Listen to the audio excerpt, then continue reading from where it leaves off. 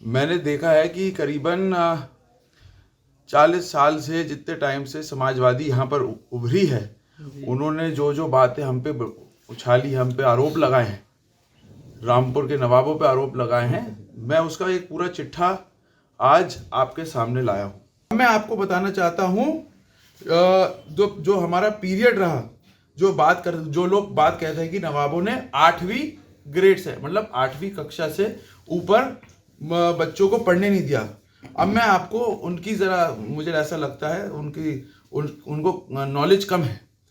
एक तो है आपका government Raza college, degree college लड़कों और लड़कियों के लिए, Murtaza intermediate college, Raza intermediate college, Zulfikar inter college, Hamid inter college, Raza post graduate college और गवर्नमेंट गर्ल्स पीजी कॉलेज।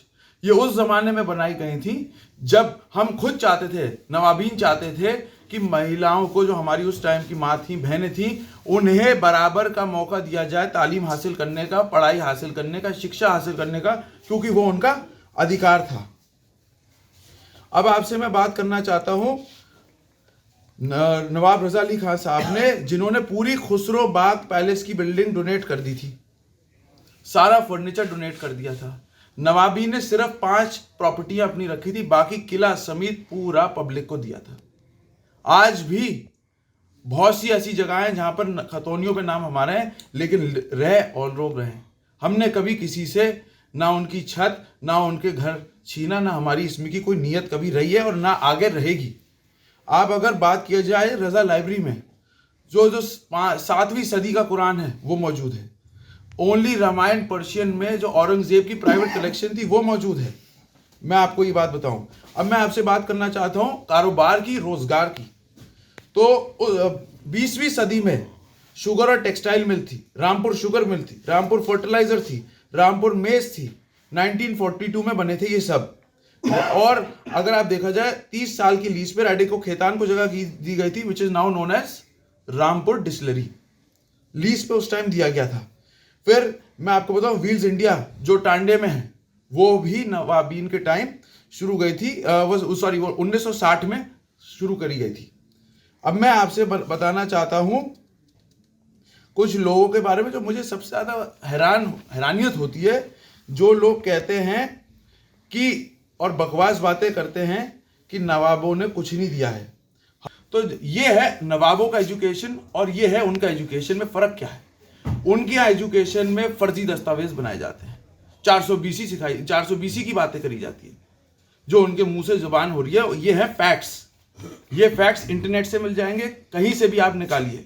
जो बात की जाती है कि नवाबों ने आगे नहीं बढ़ाया, नवाब चाहते थे कि रामपुर के युवाओं को, हमारा भी ये सपना है कि वो भी रामपुर का नाम रोशन करें। कैसे रोशन करेंगे? जब तक वो अच्छी एजुकेशन, अच्छी शिक्षा नहीं प्राप्त करेंगे, अच्छी नौकरी कैसे मिलेगी? आज भी हम फैक्ट्रियां लगवाना चाहते हैं। सरकार आते ही मैं आपको इस माध्यम से कहूंगा कि हम रोजगार के लिए, हमारा सबसे अहम मुद्दा है रोजगार। ये है फैक्ट्स, मैं आपको ये सब प्रोवाइड भी कराऊंगा। जो लोग मंच पे खड़े होकर बातें करते हैं, उन्होंने क्या किया है? उन्होंने फैक्ट्रियां बंद करी है। मैं पूछना चाहता हूं ये फैक्ट्रियां बंद कैसे हुई? उनमें लेबर स्ट्राइक क्यों करवाई आजम खान ने?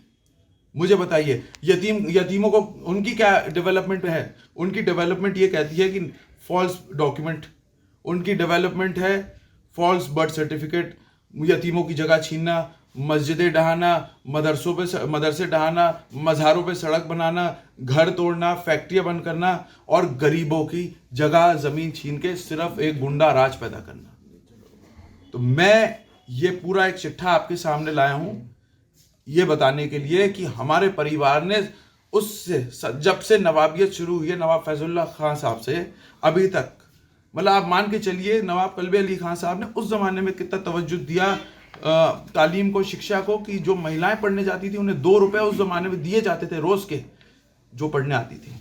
और फ्रीडम की वो बातें करते हैं कि नवाब अगर चाहते तो इतने साल पहले आज़ादी मिलती, तो नवाबों ने फ्रीडम मूवमेंट में पैसा भी डोनेशन दिया आज़ादी की लड़ाई में। और रामपुर की रियासत एक ऐसी रियासत रही है जहां पर कभी अंग्रेजों ने हुकूमत नहीं करी है, ना अंग्रेज कभी घुस पाए हैं।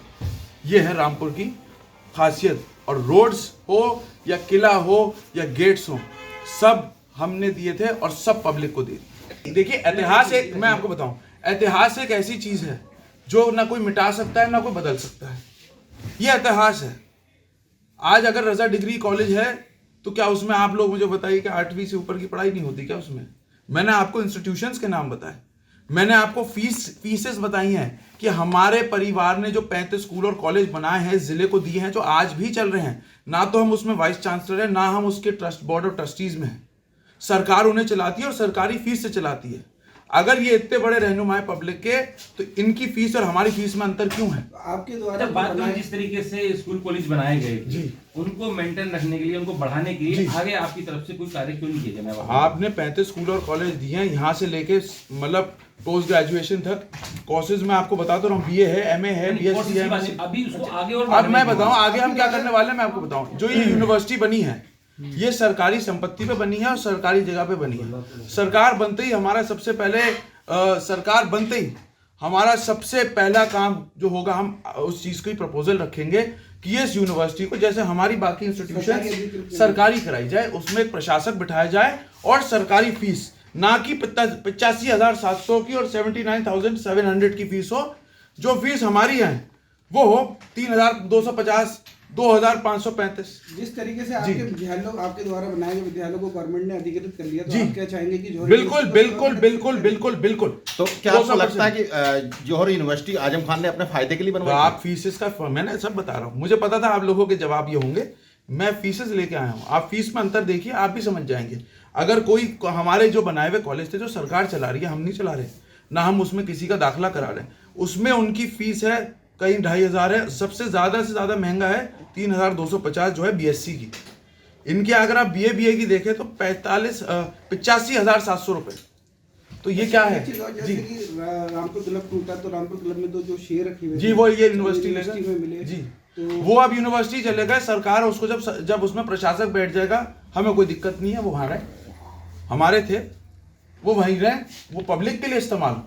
उसमें एक प्रशासक हो, बोर्ड कोई वाइस चांसलर ना हो, एक प्रशासक हो और सरकार की नियम अनुसार और सरकारी फीस के अनुसार उसमें काम हो। अब अगर जो RPS स्कूल भी इनके बने थे, जो ये चलाते थे, इन्होंने कोरोना काल तक में फीस नहीं कम करी, जबकि स्कूल्स और कॉलेजेस ने अपनी फीसेस कम करी हैं। तो मैं ये रामपुर वालों के सामने चिट्ठा लेके आया हूँ, जो ये बातें मंचों पे खड़े होकर बेवकूफ़ी की बातें करते हैं, दीवानेपन की बातें करते हैं, ये उसका चिट्ठा है। तक चुनाव में आपने ये मुद्दा क्यों उठाया? इसी चुनाव में क्यों? असल में वो तो कई अपने चुनाव में इस बात को कहते रहे। नहीं, असल में मैंने मुद्दा जब ये चुनाव में मुद्दा उठाया, मैंने इसका जवाब दिया है। लेकिन आज मैं आपको बताऊं, आज मैंने ये पूरा चिट्ठा लेके आया हूं और मदरसा आलिया की किताबें कहाँ हैं पूछी जाए, मदरसा आलिया क्यों तोड़ा ये पूछी जाए। ये चिट्ठा मैं लेके आया हूँ विद फैक्ट्स। मैं चबड़ करके बकवास बातें नहीं करता हूँ। मुझे जो फैक्ट्स हैं, जो सच्चाई है, वो आपके सामने लेके आऊं और एक चीज रिसर्च करवा के कि भाई असल में नवाबों ने क्या क्या दिया, रामपुर की पब्लिक भी उस चीज को जाने।